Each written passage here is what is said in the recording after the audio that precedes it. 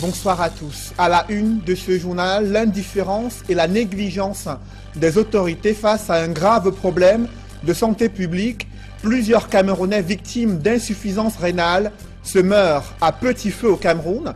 La faute à la rupture des kits médicaux destinés à leur dialyse dans certains hôpitaux publics. Le cri de colère résonne dans ce journal. Le SDF s'insurge contre les injonctions d'une autorité administrative, laquelle somme certains élus SDF de prendre part aux festivités relatives à la fête nationale de l'unité prévue demain samedi sur l'ensemble du territoire national.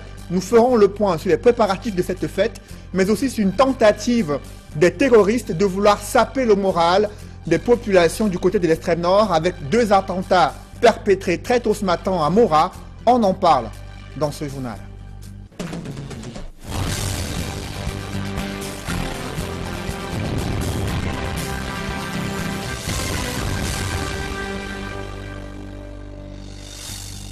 Merci de suivre cette édition complète de l'information sur Equinox Télévision.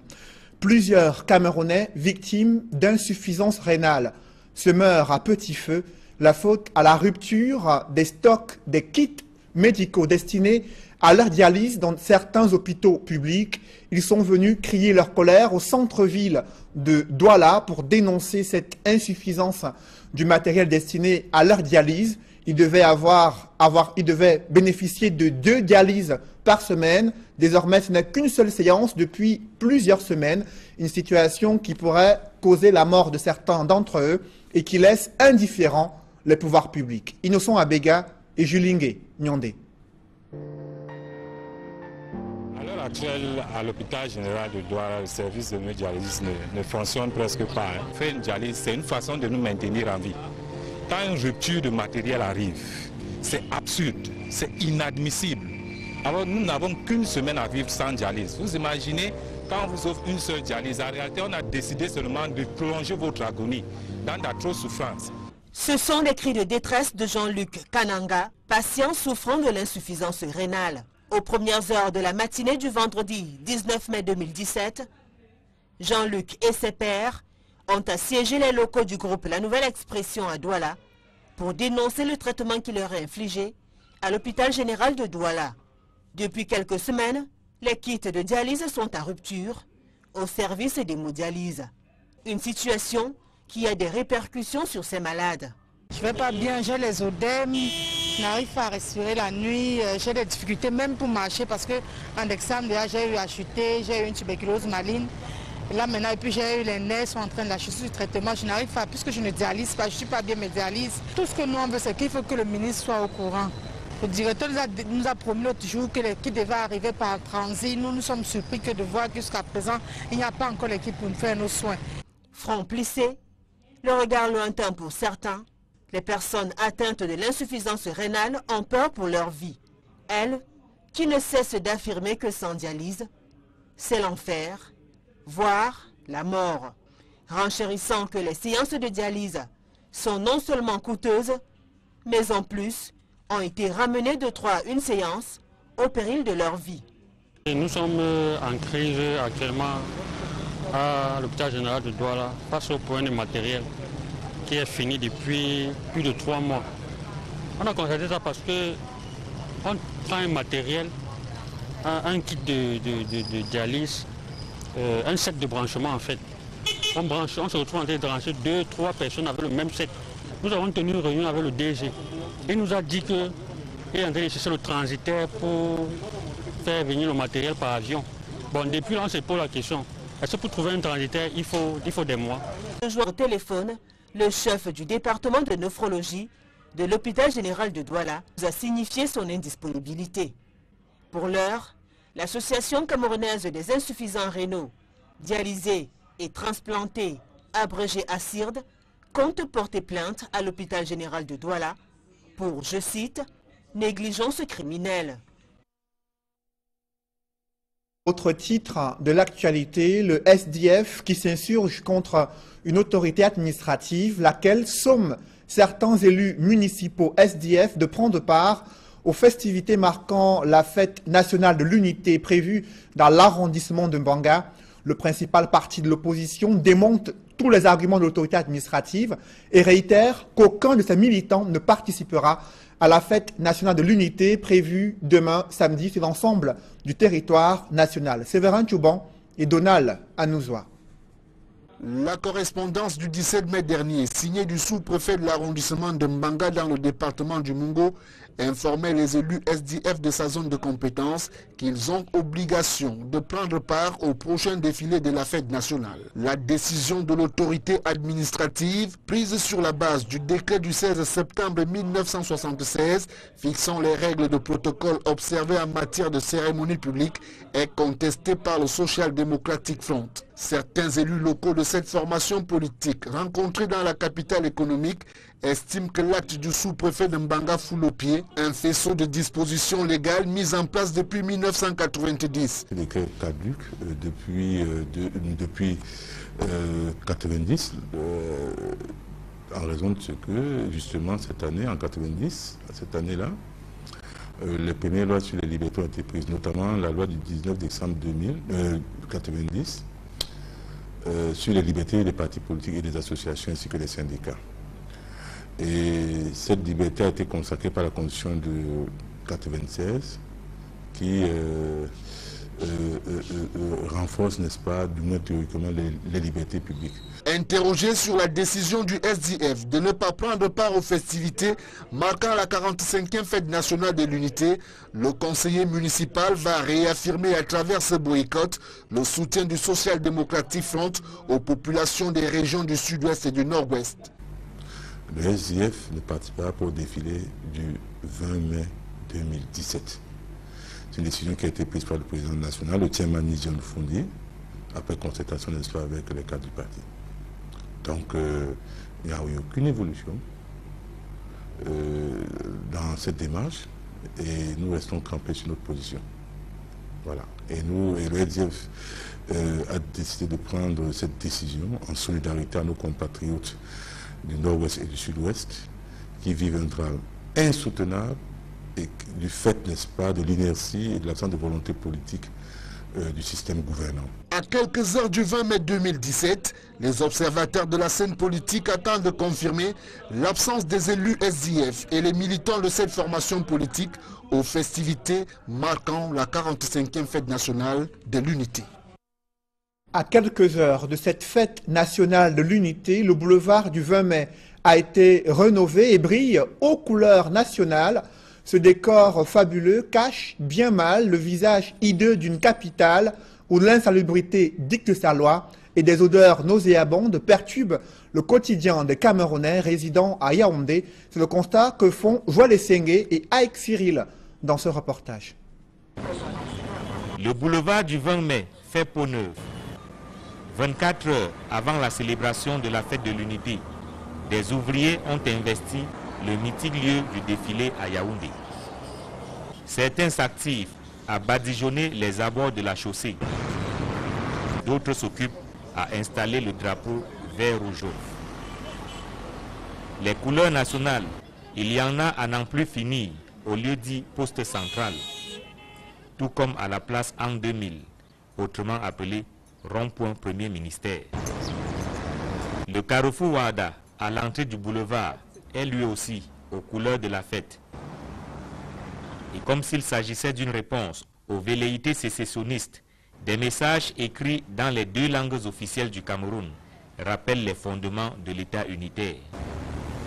Pour la 45e édition de la fête de l'unité, le boulevard du 20 mai est paré de ses plus beaux atours. Mais ce visage somptueux du boulevard contraste avec l'aspect hideux que présentent les autres artères de la cité capitale. Tout à côté du boulevard du 20 mai, les eaux de la rivière Fundi, qui traverse le centre-ville de Yaoundé, ont du mal à circuler. La faute aux ordures et déchets de toutes sortes déversés dans les eaux et qui rendent l'espace insalubre.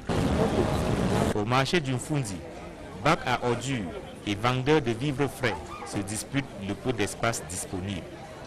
Tandis qu'au marché central, non loin du boulevard du 20 mai, ces bacs attendent d'être vidés de leur contenu. Yaoundé présente donc un double visage 24 heures avant la fête de l'unité. Le boulevard du 20 mai, lieu des manifestations, affiche fière allure, alors que tout à côté, c'est le règne de l'insalubrité. Et à la veille de cette fête nationale de l'unité, des terroristes essayent sans succès de saper le moral, de s'aimer la peur parmi les populations à l'extrême nord du Cameroun. 2 filles kamikazes ont fait irruption très tôt ce matin dans la ville de Mora où elles s'apprêtaient à commettre des attentats. Le comité de vigilance les ont repérées et pourchassées. Les bombes humaines ont trouvé refuge dans un domicile où elles ont enclenché leur charge explosive. 3 morts ont été enregistrés, dont les 2 kamikazes et plusieurs enfants blessés. Le gouverneur de l'extrême nord a adressé aux populations les condoléances du chef de l'État.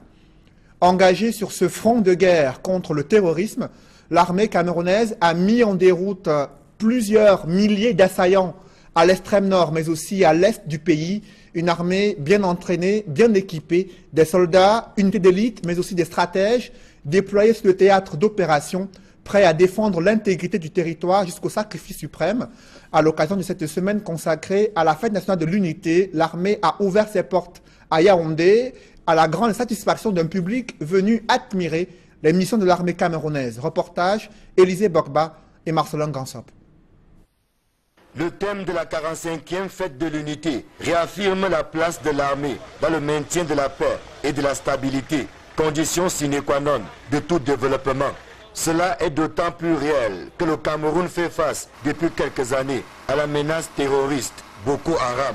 Bien que considérablement affaibli, cet ennemi reste dangereux et oblige nos forces de défense et de sécurité à rester plus que jamais en éveil. Un éveil qui a permis jusqu'ici d'empêcher l'occupation par l'ennemi du moindre mètre carré de notre territoire. Et ce, en dépit des quelques actes de lâcheté, dont le dernier en date remonte au 12 mai 2017. Il y a donc de quoi se réjouir de cette armée au moment où elle joue sa partition dans le cadre de la 45e fête de l'unité. Vous êtes ici dans le rayon de l'armée de terre. Ces matériels appartiennent à l'armée de terre. Et c'est ces matériels qu'on utilise au quotidien pour nos missions de guerre. Et c'est pour cela qu'on a tenu à vous montrer ces matériels que vous voyez de loin à la télé.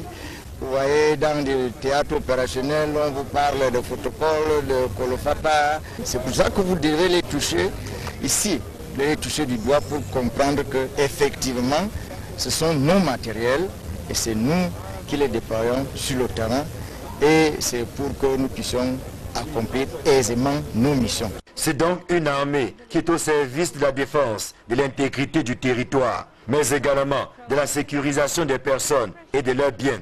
C'est aussi une armée plus que jamais présente sur le terrain du développement, comme en témoignent les nombreux projets d'infrastructures réalisés notamment par le génie militaire. Nous avons les missions de combat et les missions de service. Les missions de service, généralement, qui sont celles de construction, sont très connues du grand public.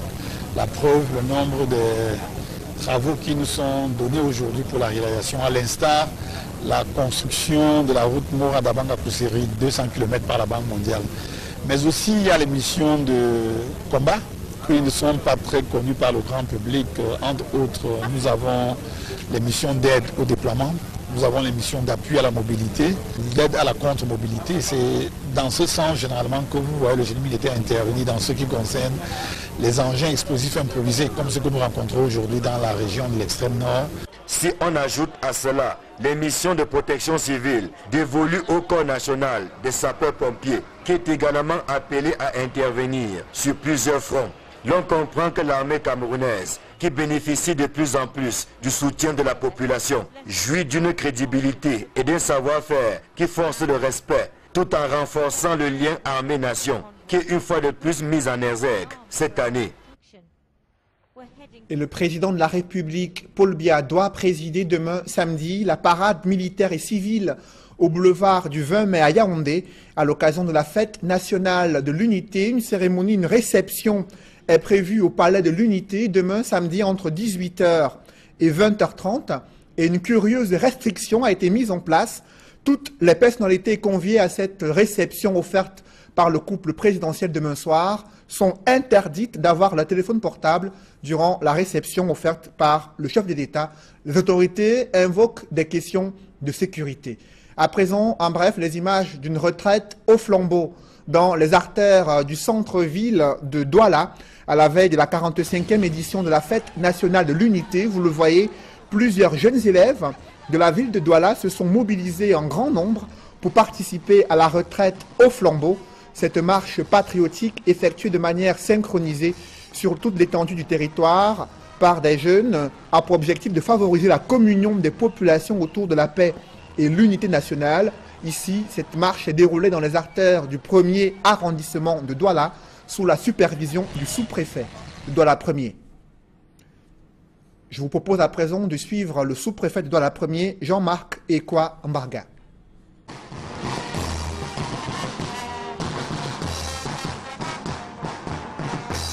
Je vous remercie de l'occasion que vous me donnez pour parler un peu de la symbolique de la marche de la retraite au flambeau.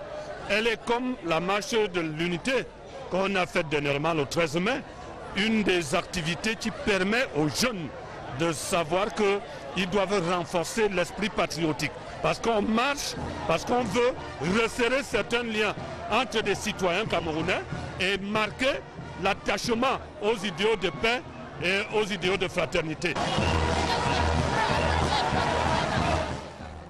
Passé la fête nationale de l'unité, certains élèves candidats aux examens officiels doivent affronter les épreuves du baccalauréat industriel dès la semaine prochaine, lundi 22 mai 2017. Et l'Office du baccalauréat a fait le point sur l'organisation des examens officiels, malgré les inquiétudes qui planent autour de l'insuffisance des moyens financiers alloués au sous-centre d'examen et de correction. L'OBC se veut rassurante sur le déroulement d'un examen sans faute dans les toutes prochaines semaines.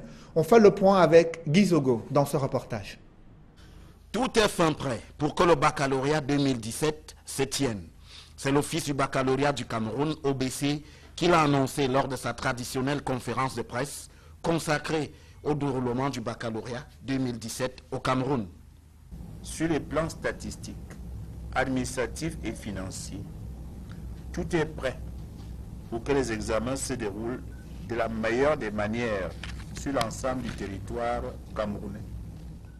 Pour convaincre, la structure en charge de l'organisation du baccalauréat convoque l'architecture matérielle déjà déployée sur le terrain. Des émissaires de l'OBC sont descendus dans les 10 délégations régionales du ministère des enseignements secondaires en 3 vagues, entre le 15 décembre 2016 et le 15 avril 2017, pour le retrait des dossiers de candidature.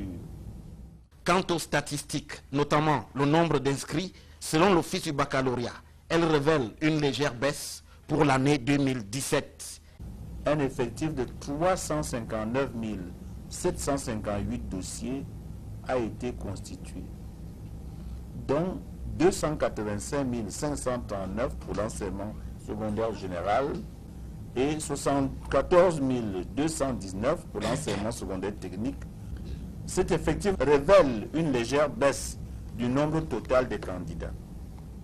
Mais il y a aussi la question sensible du nerf de la guerre, cet argent qui fait toujours tant de bruit au cœur du baccalauréat. L'argent prévu pour les corrections, pour les délibérations, pour cet argent, nous avons déjà pris toutes les dispositions qui s'imposent. Et nous pouvons vous rassurer que nos comptes sont approvisionnés. Il y a seulement un problème de déblocage de ces fonds-là par l'instance appropriée. D'autres points, à l'instar des craintes au sujet de la tenue de cet examen dans la partie anglophone, sont également au menu. Dans les lycées bilingues, la partie francophone a toujours fonctionné. Les candidats aux examens de l'Office du baccalauréat sont préparés pour notre examen. Ils n'ont pas réellement subi les contre-coups de ce qui se passe dans les 2 régions. Et puis, singularité du baccalauréat 2017, le surnaturel s'y mêle aussi, avec ces abeilles apparues à Boya, au point d'empêcher nombre de candidats de composer. À l'office du baccalauréat, on s'en remet à Dieu. Je me dis, je suis baptisé. Et pour ce qui est naturel, je sais à qui confier cela. Et je ne ferai que le lui confier. Je lui ai déjà confié tous ces candidats et tout ce qui va se passer. Il faut bien croire que le baccalauréat 2017 au Cameroun se déroulera sur plusieurs dimensions.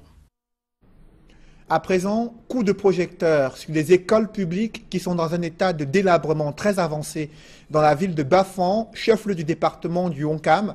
Les bâtiments s'affaissent et pourraient s'effondrer sur des élèves durant les heures de cours.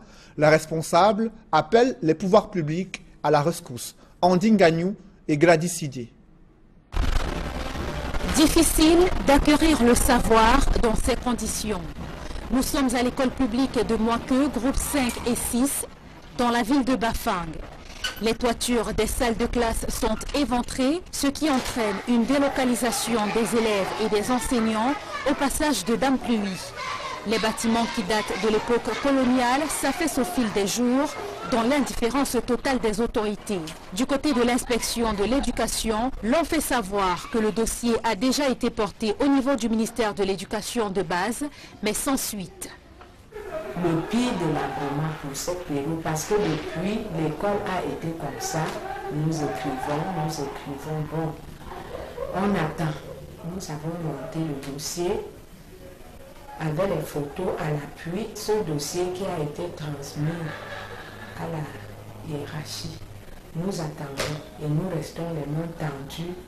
Les enseignants et les apprenants qui ont tenu bon au cours de cette année scolaire espèrent avoir de nouveaux bâtiments pour la rentrée scolaire prochaine. Voici un autre bâtiment qui constitue un réel danger pour les élèves inscrits dans cette école. Il s'agit de l'école maternelle groupe 2 A et B de la ville de Bafang. Le mur de la façade avant a cédé depuis septembre 2016, confie la directrice. Depuis septembre, il y a eu effondrement, comme vous le constatez. Et nous avons beaucoup de difficultés pendant les pauses. Nous n'arrivons plus à contenir les enfants. Il faut toujours être derrière eux, sinon ils vont escalader. Et les passants aussi profitent pour passer de temps en temps à l'école. Nous sommes en insécurité totale. Les maîtresses redoublent de vigilance le matin dès l'arrivée des élèves et davantage pendant la récréation. Les enfants sont là, mais quand ils vont dans la cour, nous-mêmes nous sommes au niveau de la barrière pour les protéger et leur dire que si vous vous accrochez à cette clôture, ça peut vous entraîner vers le bas parce qu'il y a une fosse. La fosse en bas. Les responsables de ces écoles publiques n'ont qu'un souhait, disposer d'un cadre adéquat favorable à l'épanouissement des apprenants. Ils espèrent un réel changement pour l'année scolaire 2017-2018. Un autre danger qui guette les populations, c'est le carburant frelaté vendu à ciel ouvert à Bamenda. Dans la région du nord-ouest, les populations sont exposées à des risques d'incendie liés à la manipulation de ce carburant frelaté issu de la contrebande venant du Nigeria. Il se vend à ciel ouvert sous le regard complice des autorités. C'est le constat que font Séverin Chouban et Sylvestre Hippolyte Zangaou dans ce reportage. Des flammes qui embrasent un comptoir de vente illicite de carburant. La scène est récurrente à Bamenda, dans la région du nord-ouest. Dans cette métropole, le carburant issu de la contrebande est vendu en toute quiétude aux automobilistes et aux motocyclistes sur les trottoirs. Au quartier Nantio Junction, principal pôle de ravitaillement de ce carburant, les vendeurs se recrutent, parfois parmi les plus jeunes. Les erreurs de manipulation ne sont donc pas rares. Et ici, on en parle, comme si c'était un jeu. Je voulais vendre du carburant, mais comme il fait sombre, mon frère a allumé son briquet pour éclairer et les flammes se sont répandues. Dans la ville de Bamenda, il se murmure que ce carburant vendu dans des bidons sur le trottoir est issu du Nigeria à travers la contrebande. Certaines autorités de la ville se déclarent impuissantes face à la situation. C'est le cas du délégué du gouvernement auprès de la communauté urbaine de Bamenda. Je crois très bien que c'est la responsabilité de l'autorité administrative qui est en même temps l'autorité sur les forces de l'ordre. Et en même temps, c'est une affaire qui doit concerner la délégation régionale ou départementale de l'eau et de l'énergie et dans une certaine mesure aussi le délégué régional ou départemental du commerce. C'est dangereux. Et moi, je ne peux pas savoir exactement comment on peut laisser les gens circuler peut-être la frontière jusqu'ici avec ce genre de produits. Ici, le litre de carburant varie entre 400 et 500 francs CFA, contrairement au prix à la pompe, qui est de 630 francs CFA. Un véritable manque à gagner pour les stations-service qui dénoncent la concurrence déloyale, en plus des dangers auxquels les populations sont exposées. Dans l'arrière-pays, plusieurs localités continuent d'être confrontées à un sous-développement criard. C'est le cas du canton Balondo, situé dans l'arrondissement de l'Onako, département du Mungo, une localité qui manque des infrastructures de base au grand désarroi des populations. Reportage Cyril Diemba et Julingue Nyondé. Route caillouteuse, parsemée des bourbiers à certains endroits. L'accès au canton Balondo par l'arrondissement de l'Onako dans le département du Mungo est un véritable calvaire pour les populations riveraines. Cette localité, située sur la nationale numéro 5, croupit dans le sous-développement. À pied ou à moto, il faut beaucoup d'efforts pour parcourir les différents villages qui constituent l'Onako. Les habitants affirment qu'il faut débourser entre 2000 voire 2500 francs CFA pour pouvoir allier une zone à une autre. Les benzinés sont chers ici. On ne peut pas prendre un benziné à 2000, 2500 pour aller au village, puisque la distance n'est même pas longue. On peut faire marcher à pied. Le désenclavement de cette zone ne laisse pas les chefs traditionnels indifférents. Ces derniers décrivent d'ailleurs leurs conditions de vie qui auraient poussé les jeunes à déserter les villages. On peut bien travailler, mais où sont les moyens d'évacuation, les ponts et ceci et cela. Nous avons au moins 3 ponts là-bas. Les gens des bâtiments sont coupés. Au reste de l'arrondissement de l'Onako, le village de l'Onako est encore plus mieux. Là-bas, c'est encore très grave. Parce qu'il n'y a pas de pont, la route même, il n'y en a pas. On peut bien travailler, où sont les routes? Où est le pont? Les enfants n'ont pas le courage de travailler. On dit que quand la route passe, le développement suit. Si on n'a pas de route, si on n'a pas de pont, qu'est-ce qu'on peut faire? On ne peut pas porter les bagages sur la tête pour aller, les enfants, la majorité est à l'extérieur. Vous voyez, le village est petit.